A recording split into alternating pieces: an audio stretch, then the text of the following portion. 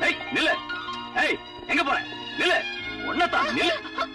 அவங்களே நியாயம் கேக்குறேன். அவங்க சொல்லுவாங்க என்னங்க எங்கேயோ இருந்த என்ன இவர் இழுத்துட்டு வந்து அவர் வீட்டுல போட்டாரு. அதனால என்னோட வாழ்க்கையை களங்கமாக்கி நான் நடுத்தருவுல நிக்கிற நிலை வந்துருச்சு. இதுல யார் என்ன சொல்றதுக்கு இருக்கு? நான் இவரோட இருக்கிற விஷயம் உண்மை, அதுல இவரோட தனியா இருக்கிறது உண்மை. இந்த மாதிரி குடிகாரங்களோட 10 நாள் இருந்து எங்க 2 பேருக்கும் எந்த தப்பு நடக்கலன்னு நான் எந்த சாட்சியத்தோட அடுத்தவங்க நம்ப வைக்கிறது?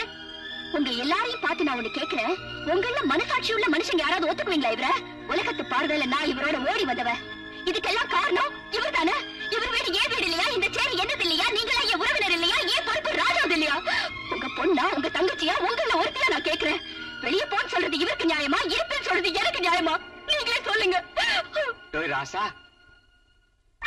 நீ ஒண்ணு கவலைப்படாதம்மா, உன்னை காப்பாத்த நாங்க இருக்கோம். அந்த பொண்ணு நம்ம சேரியில உன் வீட்டுல கெட்டு போச்சுன்னு கலங்க வந்துருச்சு. அந்த கலங்கத்தை போக்கி அது உண்மை இல்லைன்னு எல்லாரையும் நம்ப வச்ச அப்புறம் தான் அந்த பொண்ணை இங்க இருந்து அனுப்பணும். இல்ல கடைசி வரைக்கும் அது இங்கதான் இருக்கும். இப்படி சொன்னதுக்காக எங்க எல்லாரும் நீ கொன்னாலும் பரவாயில்ல. சரிதாங்க.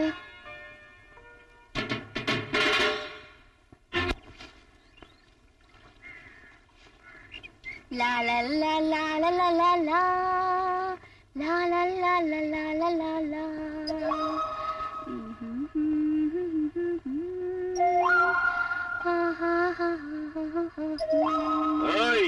சுத்திலும் பொத்தல வச்சுக்கிட்டு உள்ள ஜலக்கேட பண்றியா? என்ன செய்யறதியா? என்னதான் பொத்தல மூடினாலும் பொத்தல் பொத்தலாவே இருக்கு. கண்ணுல படுதே. பாக்குறவங்க கண்ணை மூடிக்கணும், அவ்வளவுதான். உள்ள பாட்டு பாடுறியே, நிறுத்திக்க. உடம்பு தேய்க்கும் போது பாட்டு பாடாட்டி போனா எனக்கு குளிச்சாப்ல இருக்காது. உள்ள நான் நிறுத்திக்கிறேன், வெளியில நீ பாடுறியா?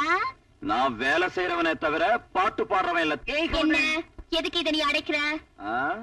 கண்டவனும் பாப்பானுங்க, அதனால அடைக்கிறேன். ஏகாம்பரம் ஏகாம்பரம். எலி போகுது எலி போகுது. இதுக்கு முந்தி நீ இது மாதிரி எங்க பாத்திருக்கியோ, அதனாலதான் இப்ப பயந்துகிட்டு அடைக்கிற. ஏகாம்பரம் ஏகாம்பரம். எலி போகுது எலி போகுது.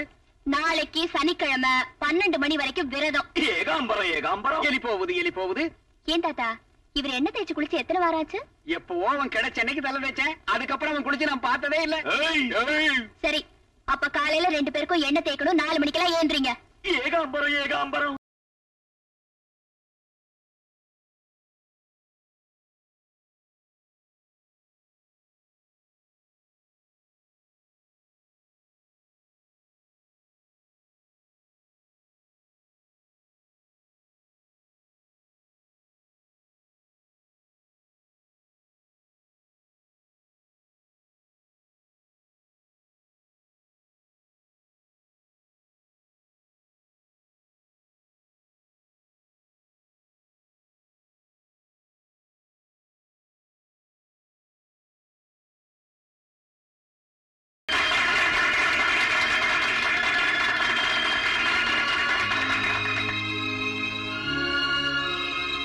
அமைச்சரவையில தொழிலாளர் நலத்துறை உங்களுக்கு தான் கொடுக்க போறாங்களாம்.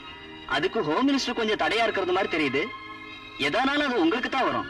நாங்க போய் சிஎம் மீட் பண்ணிட்டு வரோம்.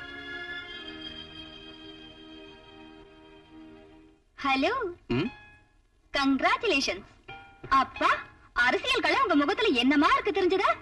திஷ்டி போட்டு வைக்கிறேன். இன்னைக்கு உன்னை மனசார பாராட்டுறதுக்கு வந்தேன். கீழானவன்னு கேவலப்படுத்தப்பட்ட எனக்கு உங்க மரியாதை ஏன் கிடைக்குதுன்னு தெரிஞ்சுக்கலாமா?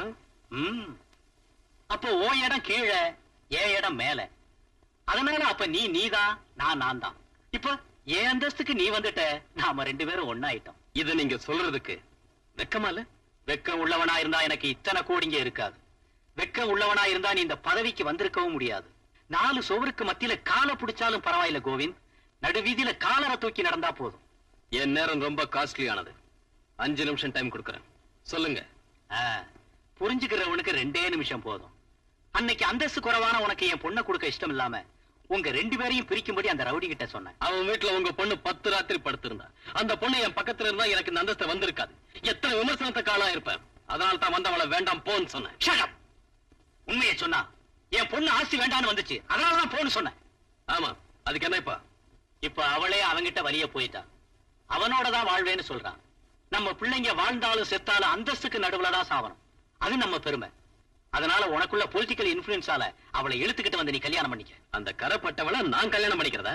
பிளாஸ்டிக் சர்ஜரி செஞ்சா பிறவி மச்சம் போயிடும். அதாட்டம் பண சர்ஜரி செஞ்சா வாழ்க்கை கரை போயிடும். ஒரு ரவுடி கிட்ட குடும்பம் நடத்தினவளை இது என் காஃபி எஸ்டேட் உன் பேர்ல எழுதின டாக்குமெண்ட்ஸ். உண்மையை சொன்னா இது என் ஃபேக்டரிஸ் எல்லாம் உன் பேருக்கு எழுதின தஸ்தாவேஜ். இது எல்ஐசி உன் பேர் நாமினேட் ஆயிருக்கு. இது பேங்க் அக்கவுண்ட், இது பிளாக் அக்கவுண்ட். இதெல்லாம் சுஜாதாவை நீ கல்யாணம் பண்ணிக்கிட்டா உன்னதாயிடும். நீ எத்தனை கல்பனா வேணாலும் வச்சுக்க, எனக்கு ஆட்சேபனை இல்ல.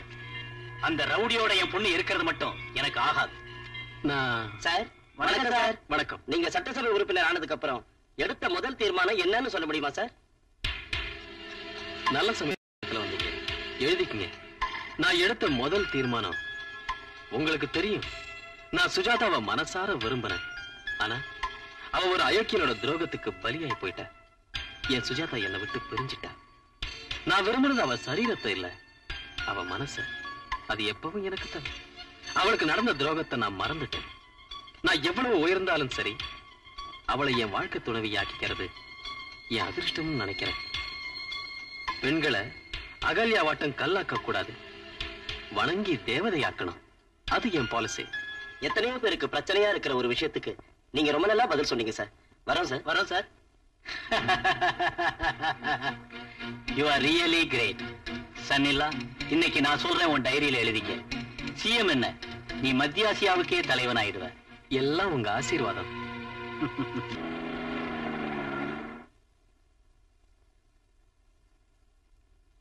தும்மல் கேஸ் இங்க வந்திருக்கீங்களே. ராஜா இல்லையே.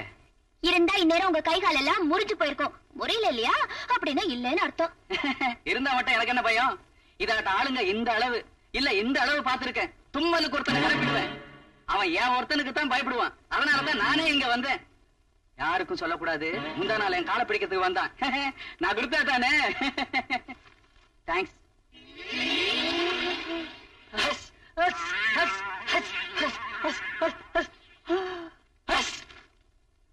முந்தா நாள் நான் எதுக்கு வந்தேன்? வரலையே.